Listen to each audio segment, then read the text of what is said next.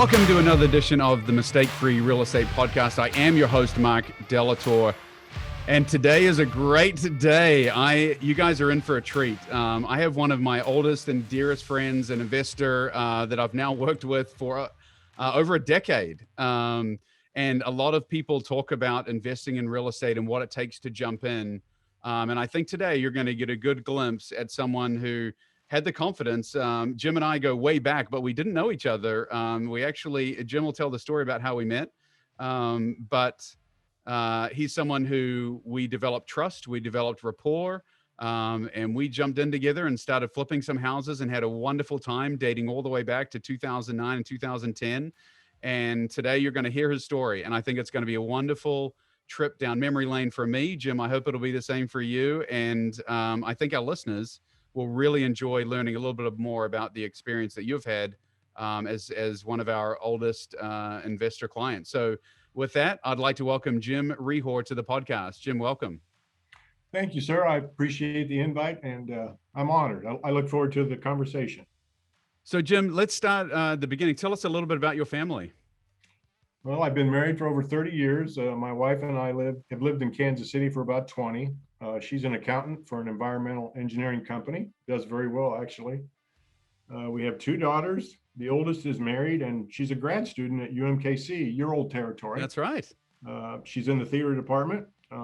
My youngest, Danielle, has just been accepted into the KU med school program, and I've been shocked at how much that's going to cost. But proud dad for sure. Yes, amen. So what do you guys like to do for fun? What's your ideal vacation? Well, I'll go back like you are learning. Children are your fun. You know, you're experiencing baseball. With our kids, we experience theater productions, and my youngest played basketball, and even through college. So spent a lot of time at theater events and basketball. I think I wore out a couple minivans doing that. And, you know, with the kids gone and moving on, I guess I'm looking for some more meaningful activities. I've joined a Rotary Club. I stay busy at church and the church council. And for fun, I'd settle for just a dinner out and a movie. It's the simple things that we appreciate, right? Yeah. Gosh, especially in this crazy COVID time. Jim, yes. Tell the audience a little bit about your work history. What did you do growing up, and for how long? A brief overview, and then what are you currently doing? Well, I spent 40 years in the printing and paper industry, and it was a good run. I enjoyed it. But about 4 years ago, a friend of mine asked me to join him in an insurance agency, and I was kind of struggling on what to do. I didn't want to retire, so he and I had coached basketball together, and it was a completely new industry and something I just I needed a fresh start, and that's what I did. I got my PNC license. The industry is being transformed by the digital world like yours is. It gives you a lot of opportunities to connect to people you never thought you would. So it's been a challenge, and it's been interesting for sure. And how's COVID impacted that business? It's had a wide range of impacts. We deal with a lot of customer service people from around the country. They are all remote. A lot of office complexes are empty that farmers had leased. It's pushed up commodity prices. You may know that lumber prices are at an all-time high, and it's impacted insurance rates. When we look at replacement costs for potential claim, lumber has had a severe impact, and it's pushed premiums up double digits. And we've had a lot of customers complain, and we have to spend a lot of time explaining why those rates and premiums have gone up. So what's your take on the current economy, Jim? You've lived through major downturns, such as 2008 and even the stock market bubble in 2001. What lessons have you learned from your years of experience, in business and in real estate? Well, the current take on the economy is it's a great question, and I preface it by saying the Federal Reserve and the U.S. government are on a hard push for easy money. So then I ask, what's your barometer? you look at the stock market, crazy valuations, P ratios off the charts. Home prices just appreciated at the highest level since 2014. I'm an ex-farmer, did that in my younger days. Farm prices are at crazy levels again. But then on the backside, you've got unemployment rates at high levels. So it's a question I can't put a firm answer, except, before COVID, interest rates were zero. And then after COVID, interest rates are zero. So the question that I throw is, what happens when interest rates start moving up? So, and then go ahead. Go ahead. You'd asked about downturns. Yeah. I was raised by Depression era parents, so my brain is a little skewed from that vantage point. I was in a family farming operation in the 80s, and you wouldn't remember, but in the 80s, there were over 300,000 farmers default on ag loans. And why? The Federal Reserve had pushed interest rates up to over 18%. Wow. So, and banks closed at record levels. I lived in Oklahoma City at one time. Oil prices collapsed 50%, and it put a lot of the local businesses out, including the printing company I was working for. In the 80s, we saw deregulation of the savings and loan industry, so we saw a lot of foreclosures then. And then you mentioned 2008, Mark. I mean, what a housing bubble we saw, and it was good for your business. The government again deregulated the financial industry, and we saw greed and excessive risk produce a major global crisis. So what have I learned? Well, political actions have consequences. Greed is real.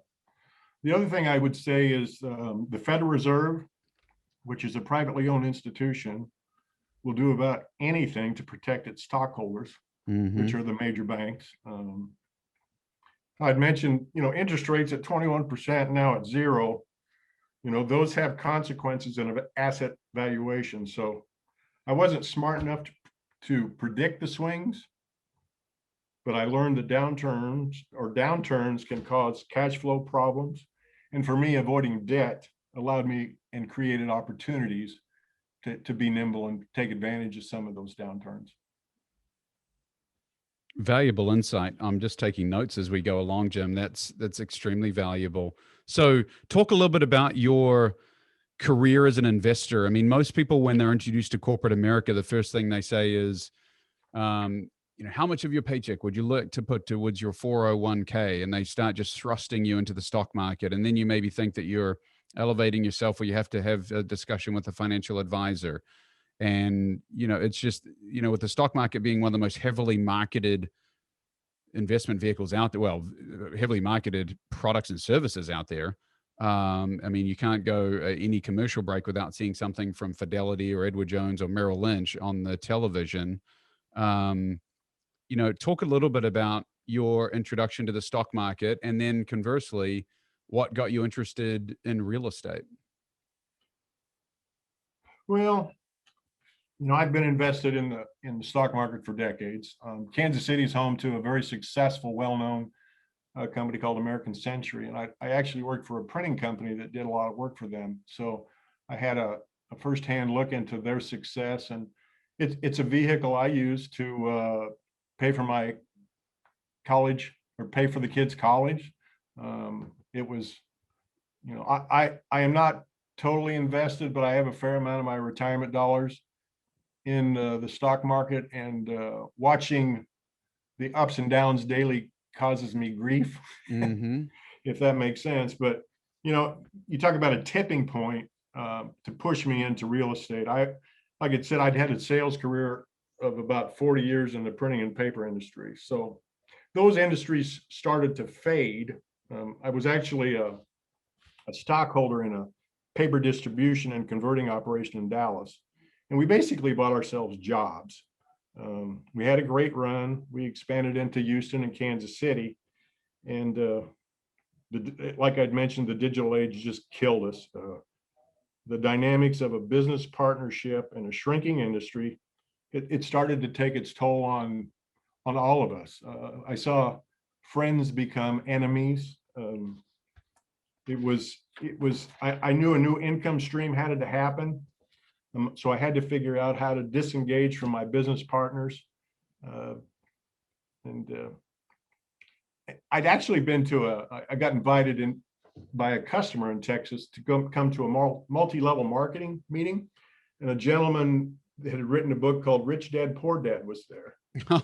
I'm sure you've heard of him. It was when he just got little guy known as Robert Kiyosaki. Yeah. And he was talking about real estate, accumulating wealth, and self-employment opportunities, and it kind of hit me in the head. And I went out and bought his book and said, yes, this is what I have to do. And so I started buying books about real estate, and off I went. What year is this, Jim? What year did you start? What year do you think you listened to Kiyosaki? I would say it was probably around 1997, 96. Okay. We had moved to Kansas City in between times, and it was here I wanted to live and raise my children in. So when we got to Kansas City, I scoured the newspapers. Remember those newspapers, and they had those things called classified ads? Yeah. Oh, there was a realtor in there, and he was running ads on multifamily housing. So I picked up the phone and called him, and that was my first venture, total turnkey, because I was commuting to Dallas. I was flying back and forth, and then I was running basically two companies. So it was with a realtor who specialized in multifamily units. Is how I got started. But I did join a local real estate investment club. And I went to a meeting one night, and they had a guest speaker there, a guy with an accent. He was from New Zealand, and his name was Marck Lautour. And I listened to this guy, and I thought, man, this is pretty good. Your presentation was convincing. You explained how you're working the current foreclosure market and how you were flipping houses. And you'd finished the presentation, and I raised my hand and I said, why in the world do you need an investor? You remember what you said to me? I do not remember, please. You said, I do not want to deal with the banks anymore. So anyway, I made an appointment with you, and we met at an insurance office. You'd had a rented corner office. And I said, man, I like this. Let's go for it. So you went ahead and purchased a home. You made the phone call to me the day of the purchase, and you said, congratulations, Jim. Let's go see this house. I said, fantastic. I said, I'm going to call my wife. And you said, no. And I said, what? You said, no, I don't want you to bring your wife. Well, we got to the house. There it is. And it was in the middle of the winter. The windows were wide open, and you had a crew in there. And we walked in, and the odor was overpowering. Overpowering. I did. Now the memories are flocking back on this. Yes. We called this the doghouse. Yes. And we walked in, and your crew was there, and they kind of looked at me and looked at you, and we're trying to decide a strategy on replacing floors. We did a nice rehab, and we made a nice profit. So on we went, Mark. It turned out to be a great start. And I'm glad I didn't take my wife. So a couple of tidbits there. For those that are watching on YouTube, there's a pretty good before and after. Obviously, you'll be able to see there's a couple of interior pics. This was kind of our first deal together. So I wanted to give Jim a visual trip down memory lane as I'm just slowly scrolling through a couple of these before and after pictures. But yeah, I mean, this is, back in the day, kind of our first foray together. And yeah, it was an adventure. The one rule I had for Jim was when he said, yeah, I'm going to bring my wife out there. I'm like, no. Cause I had been there, and I knew the smell and the stench.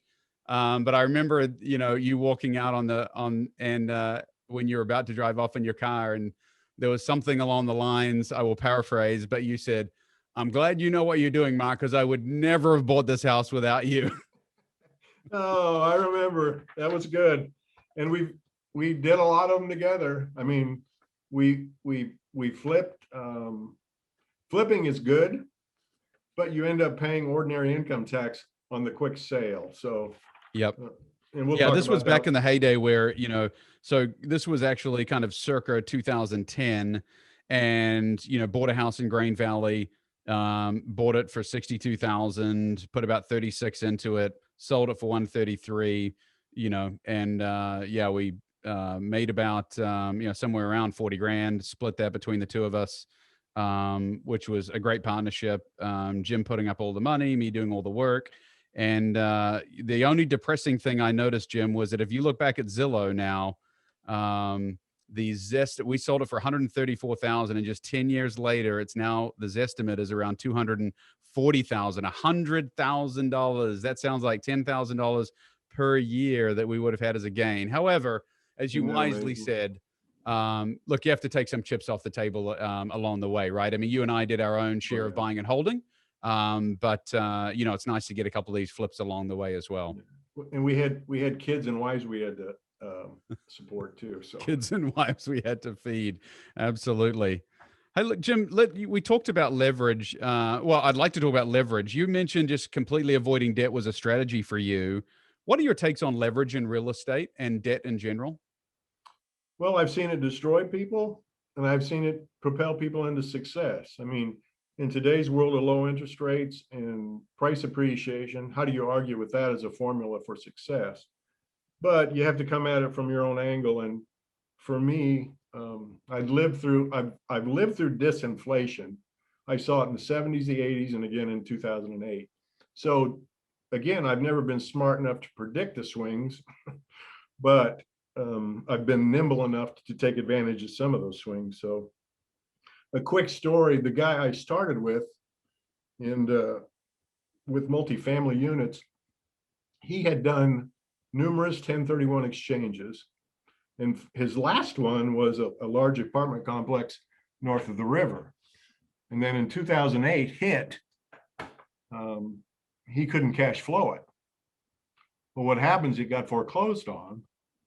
And then the IRS knocked on his door and said, remember all those 1031 exchanges you did? Ooh. So here's a man in his late 60s. He died broke. I mean, the stress just killed him. And, so you talk about leverage. You really have to plan and decide how much you want to put at risk. And I think that's a perfect example of, I think Warren Buffett says leverage is what makes smart people go broke. Love that. So, again, in today's world, leverage is wonderful, but like at 65, I've seen it hurt and kill numerous business operations, including my family that was farming back in the 80s. I just appreciate your perspective, Jim. As a wise man older than, I won't call you a wise old man. I'll call you a wise man older than me. You can. Oh, I can. No, I mean, that's just the perspective that people that are young in their investing career don't appreciate. They haven't seen the 80s. They haven't seen the 2001 bubble. They were probably, in college when 2008 hit. So, for those that haven't lived through the upswings and downturns that you and I have, it's important to put in perspective that, everyone just thinks, oh yeah, interest rates will always be at 2 or 3%. This is great. We can get 4% money even on a non-owner occupied loan. And look, you're dancing with the devil. And obviously I'm not a Dave Ramsey, no debt at any expense. Clearly I have debt in my life, but it's very calculated, planned, and through good relationships. But yeah, I really appreciate that. Let's talk a little bit about this most recent downturn at COVID. I know now we can look back and I think we're almost numb to it, like, oh, real estate's doing great, don't worry about it. But gosh, when March hit, I'm sure you were the same opinion of me, like, oh my gosh, what is this going to do to rentals? What was your initial reaction, if you can think back to March of 2020 and how COVID was going to, what was your thought process around the potential that tenants would just have the inability to pay? And, what were your fears going on in your head at that time? Well, I think you said it very well. And I'll go back to my strategy of no debt. it's a reality that would hurt my cash flow, but I didn't have the debt. I didn't have the stress to go with the potential downturn. So I mean, I had a duplex. One side of family had gone to India and they couldn't get back into the country. Well, I started getting complaints on the yard. I've had some move outs. I've had some vacancies. I mean, yeah, it was. I mean, I can remember one of your presentations about when this first started, and I think you hit it very well. You're going to do the best you can to manage it, and you did. I mean, your numbers blow everything out of the water. I mean, you know, I kind of like to follow the Federal Reserve, and they have a Kansas City office, and they put out it's called a data book, and they produce it quarterly.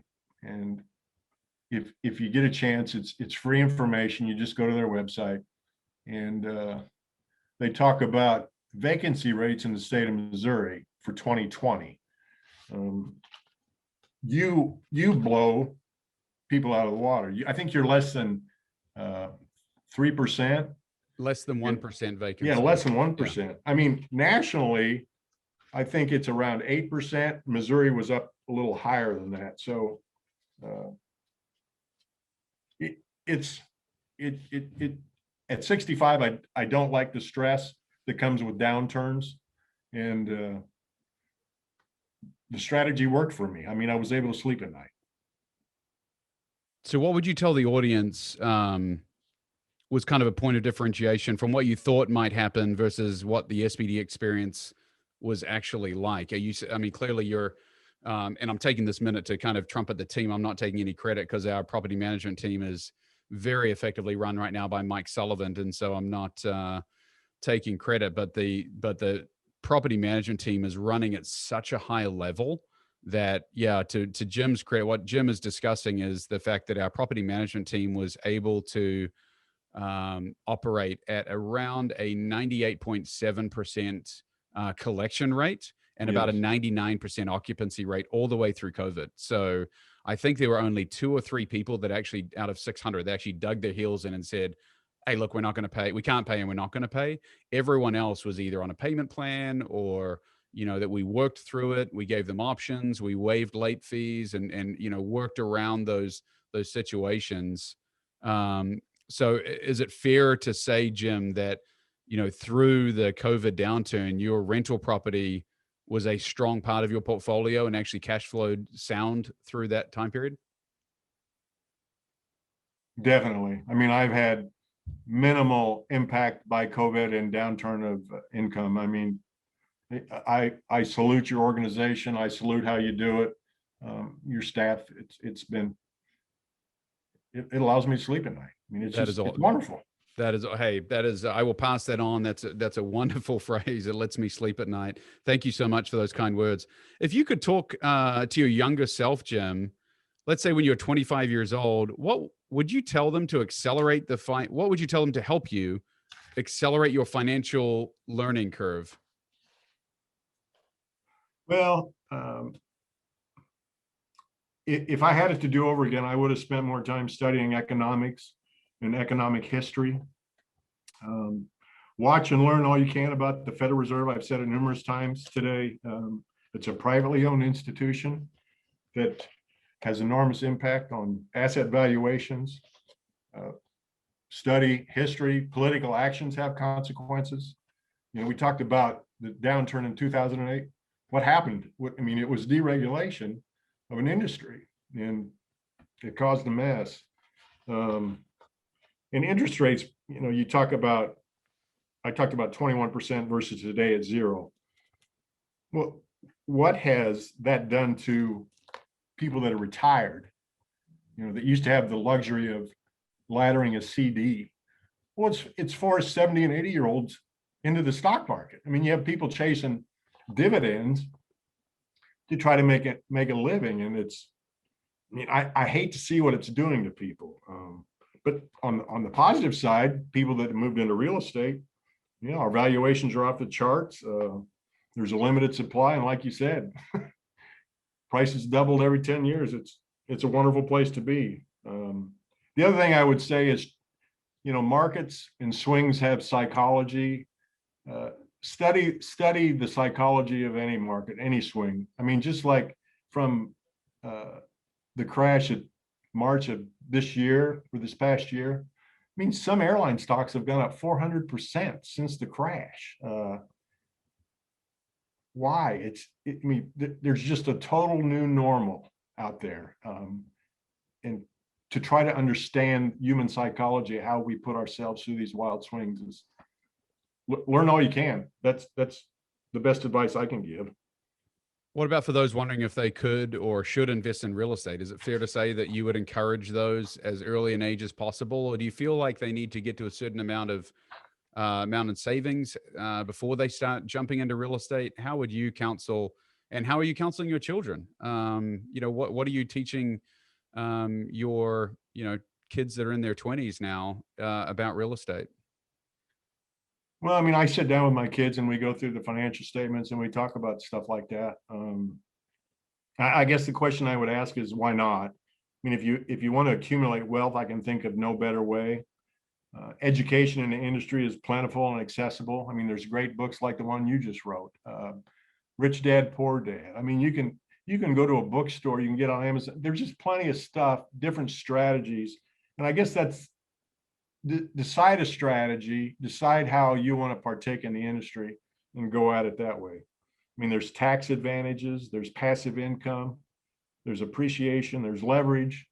The other thing, it's an inflation hedge. I mean, we're staring at inflation, and I love the fact that I own real estate right now with inflation staring at us in the face. I mean, I had a successful career in sales with numerous companies. But in sales, I was always subject to commission cuts, account cuts. And what this has allowed me to do is get out of the sales commission trap. I accumulated more in 10 years in real estate than I did in 30 in sales. Wow. Love that. Are you still an avid book reader? Do you still like to read? Oh yeah, I'm a political junkie, so I love to read about political efforts and consequences. Well, that's a whole nother podcast. I'm not even going to go down that road right now. You open that up, but I'm like, let's not go there, because that's a yeah. And I'd mentioned earlier about Kansas City being home to the Fed, one of the Fed bank. They have a great publication called 10. In fact, I put you on the list. I don't know if you've ever looked at it, but it's a free publication, and they have numerous amounts of information that they share about the economy. They talk about economic trends. They talk about real estate. I mean, it's free stuff. I just finished a study by the Johnson County real estate folks, and it was about the conclusion is that we're in a housing crisis in Kansas. That's where I live, but it affects the entire metro area. This is not going away. The need for real estate is real. There's a definite shortfall of affordable living for future generations. Wow. Yeah. The build to rent we can talk about in a minute. In fact, you know what? I'll use this as a stepping off point to do so. Here at SBD, we acknowledge what Jim just said is so valid. There's such a housing crisis.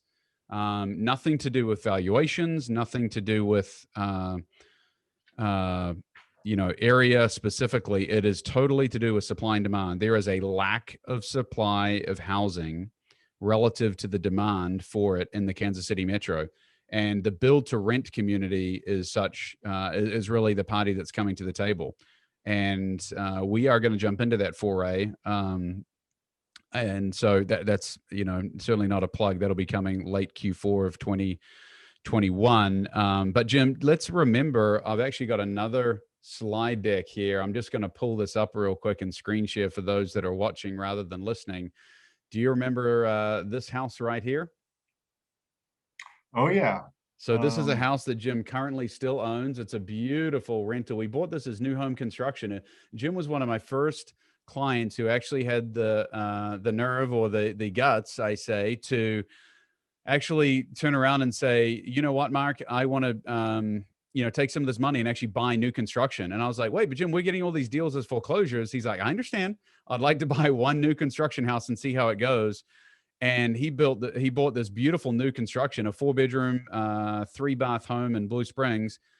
He bought it for $211,000, and I just checked on Zillow. This was about 5 years ago. Yeah. And in 5 years' time, it's now doubled in value and is now worth over $400,000. Crazy appreciation.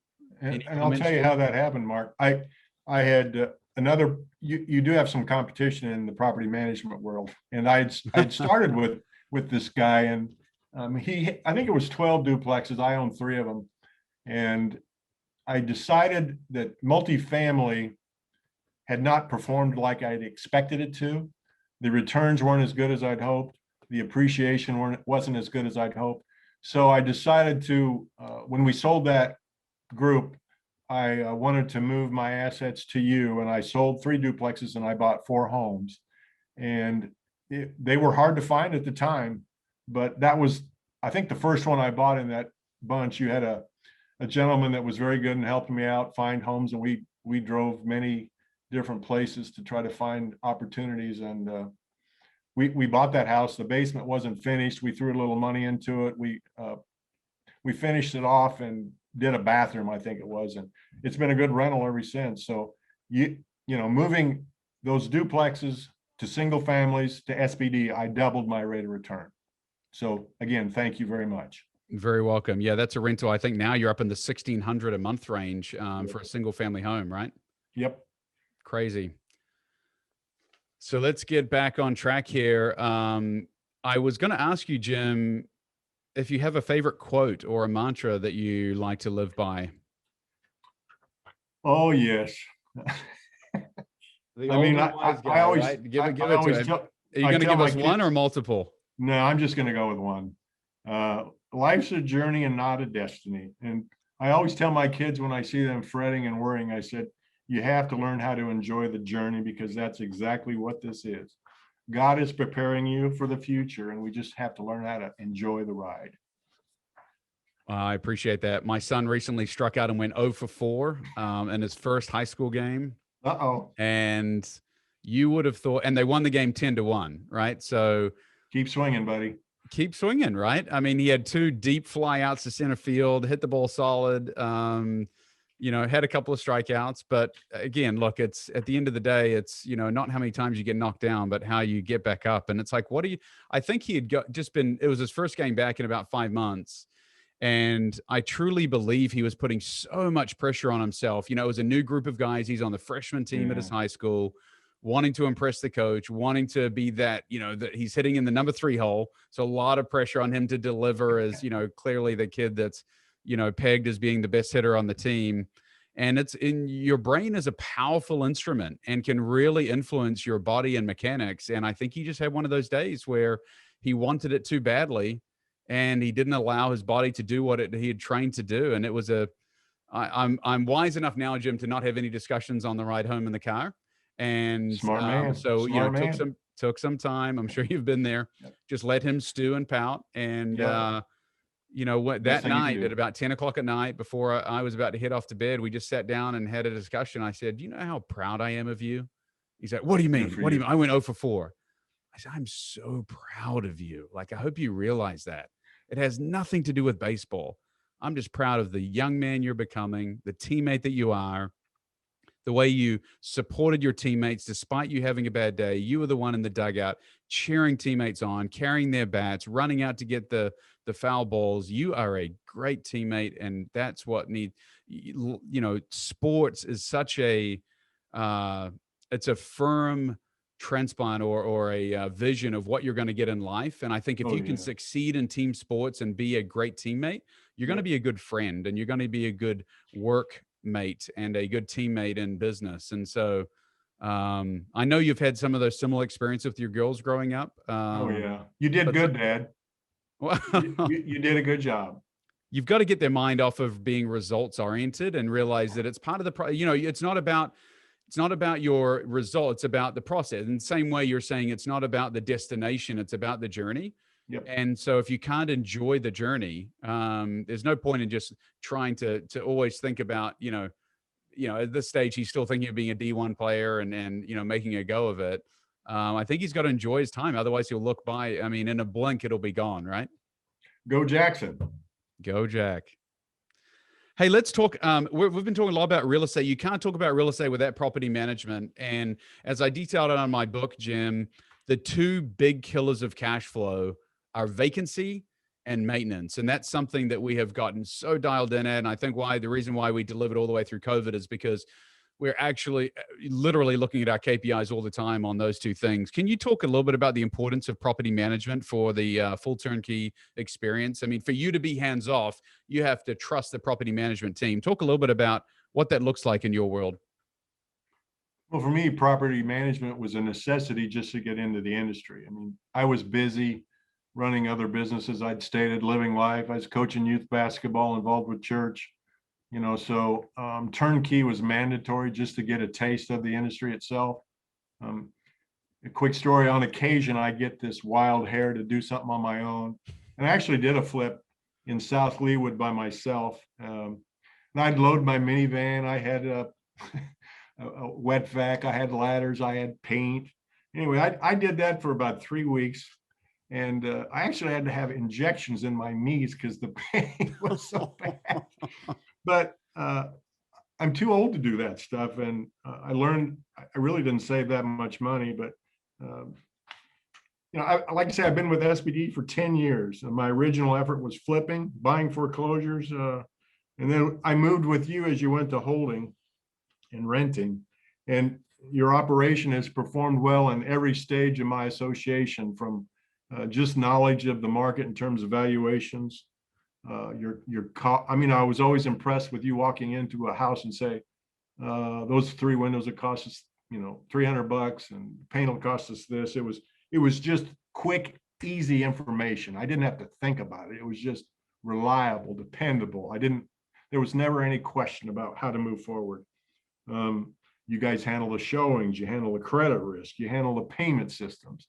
I mean, I get a check distribution.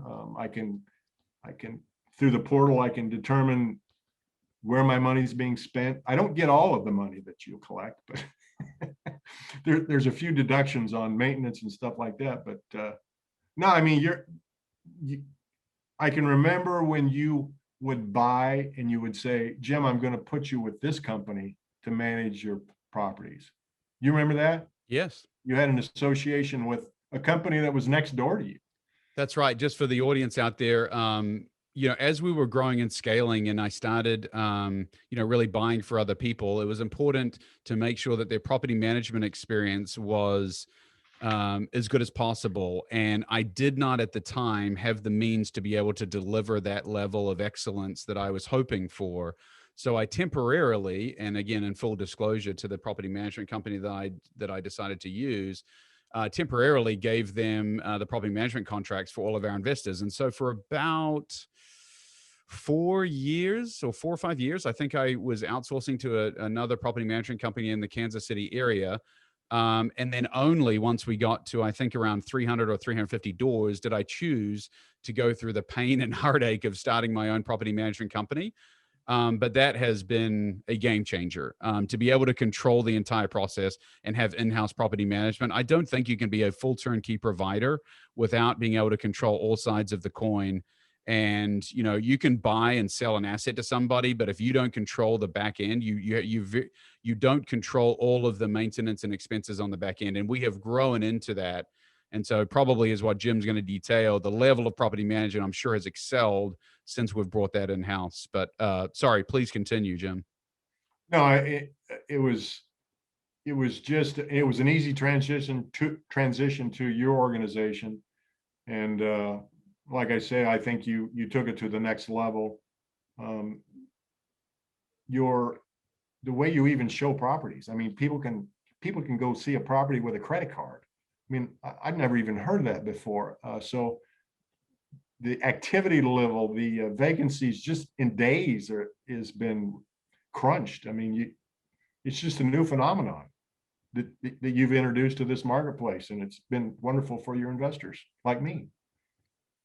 Appreciate that. And for those that are wanting to do a deeper dive on all the excellence in property management that our team has, if you go back and watch a podcast with my lead property manager, Mike Sullivan, we go into a little bit of the detail that they're going into, and the level that we're investing in the technology to allow for these advancements that not only reduced owner expense, but even the turn time. Again, the two big killers of cash flow, guys: vacancy and maintenance. If you can reduce those two, it makes real estate the biggest no-brainer ever. Jim, this has been a wonderful trip down memory lane for me. I appreciate your time. I want to ask you a question. If you can recall, what was the price of the very first home? What year did you buy your first home, and what did you pay for it? I can't answer that. You mean the one with you? Not with me. No. The very first home that you bought. And would it have been in the 70s or you're talking about rental properties or no, your person, just the very first home that you and your wife bought to move into? Well, the first house I bought was we lived in the Dallas-Fort Worth area, booming at the time. I think we were like 3 miles off the west runway of DFW, and you could smell the jet fuel in the morning.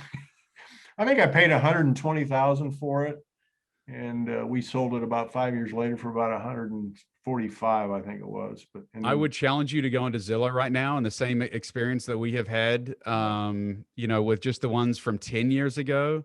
So, good. Was that probably 40 years ago in your early 20s that you bought your first house? No, I loved being single, and I didn't like assets and commitments. So, Okay.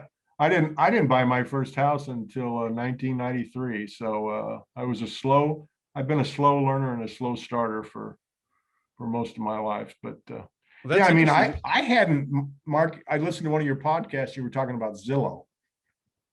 I hadn't gone through and listed and really updated my property valuations in probably 5 years.